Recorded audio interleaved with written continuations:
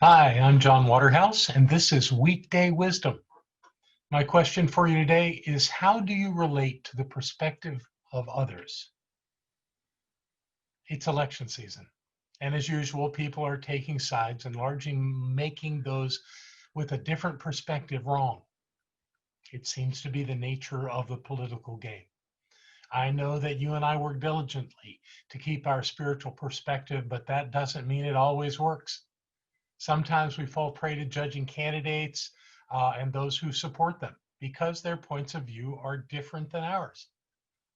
So I have a story to share that may lend some perspective to this dilemma. The story begins with two men. They have been friends their entire lives since they were boys, and they were determined to remain friends for the rest of their lives. When they grew up and got married, they built their family homes facing one another, with only a small path that formed a border between their farms. One day, a trickster from the nearby village decided to play a trick on them. Native Americans call the trickster Heoka, and they honored these tricksters as important teachers who call on everyone to either pay attention or to pay a price. And this particular trickster came with the same perspective.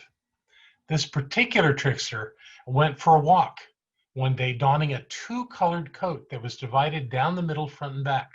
One side of the coat was a bright red color, and the other side was a beautiful blue. The trickster wore the coat as he walked along the narrow path between the houses of these two friends. They were each working in their own fields on opposite sides of the path. The trickster made enough noise as he walked past to make sure that each of the men saw him. At the end of the day, one friend said to the other, "Wasn't that a beautiful red coat the man was wearing today?" "No," the other replied, "it was a blue coat." "I saw the man clearly as he walked past us," said the first. "His coat was definitely red."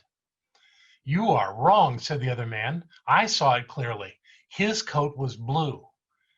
"I know what I saw, and you're wrong," insisted the first. "The coat was red." "You don't know anything," the second man replied angrily. "It was blue." As they continued arguing, they finally came to a point of insulting one another. And eventually, they began to physically fight each other, throwing punches and rolling around on the ground, screaming, "Our friendship is over." About then, the trickster came walking up and confronted the two men who had continued punching and kicking as they rolled around on the ground. As the trickster stood before them, shaking his head, the two friends stopped fighting. They could both see that his coat was red on one side and blue on the other. He laughed at them and said, "Your fighting is so silly." One of the men screamed at the trickster, We have lived side by side as brothers all our lives, and now you do this." The other man followed. "It's all your fault that we are fighting. You started this war between us." Trickster said, "Don't blame me for your battle. I didn't make you fight. Both of you are wrong, and both of you are right. Yes, what each of you saw was accurate, but you are fighting because you only looked at my coat from your own point of view." We're all entitled to our opinions, but that doesn't make those who have different opinions from us wrong or bad. It just means they have different opinions. One of the great blessings of our democracy is our freedom of expression. We can believe and act on whatever we want. And when we find fault in others, what happens is that it wears on us and it becomes a problem in our lives, not in the life of the other person.